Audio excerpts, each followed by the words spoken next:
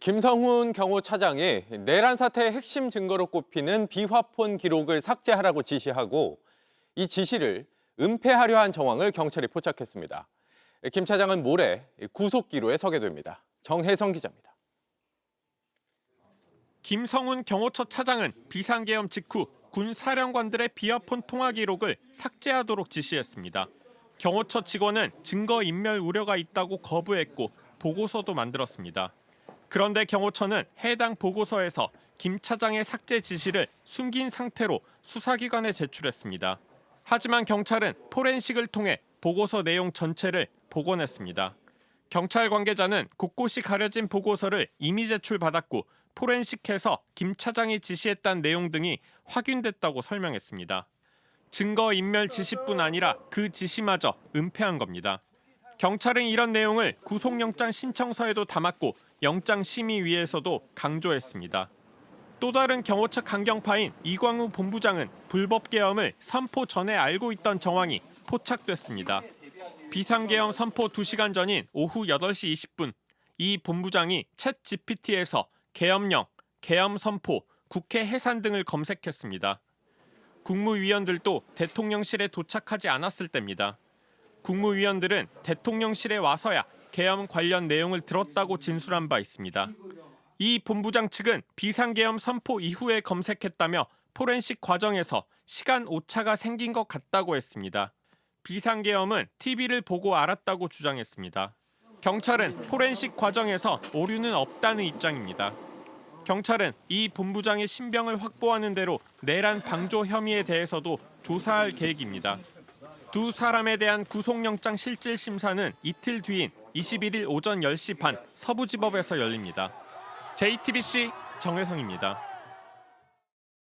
윤건영 더불어민주당 의원이 윤석열 대통령 석방 이후 경호처가 집단 멘붕, 공포 분위기에 휩싸여 있다고 전했습니다. 경호처는 윤 대통령 체포를 막으라는 지시에 반대했던 간부를 해임하기로 한 상황입니다. 경호처 내부가 살벌하고 단체 멘붕이 왔다라고 했는데 잡혀갔던 사람이 버젓이 돌아왔잖아요. 개선 장군처럼 돌아왔어요. 지금 경호처 내에서 떠드는 사람은 김성훈 라인밖에 없어요. 그러다 보니까 1월 달에 징계위를 소집해서 묵히고 있다가 이제서야 징계 중에서 가장 강한 해임을 결정한 거거든요. 윤건영 의원은 윤 대통령과 김성훈 경호차장이 비화폰 서버 삭제, 조작 시도를 계속하고 있을 것이라고도 주장했습니다. 김성훈 차장이 있는 한 이거는 반드시 또 추진할 겁니다. 타이밍을 잡고 있다는 생각이 들고요. 계속 말씀드리지만 윤석열 대통령과 김성훈 차장은 비화폰 서버와 비화폰 단말기가 어떤 의미인지 그 파괴력을 알고 있거든요.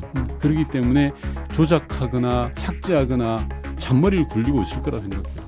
결국 김성훈 차장을 빨리 구속해 신병을 확보해야 한다는 게 윤건영 의원의 설명입니다. 경찰은 어제 김성훈 차장에 대한 구속영장을 검찰에 신청했습니다. 네 번째 구속 시도입니다. 윤건영 의원은 검찰과 경찰이 윤 대통령 탄핵 심판 일정에 눈치를 보고 있다고 비판했습니다.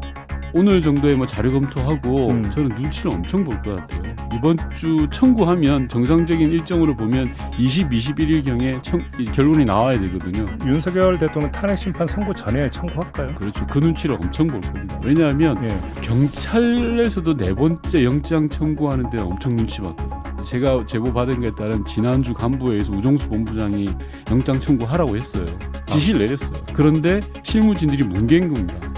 윤 의원은 검찰이 윤 대통령과 김건희 여사 휴대전화를 확보하지 않는 것도 이해가 가지 않는다고 날을 세웠습니다.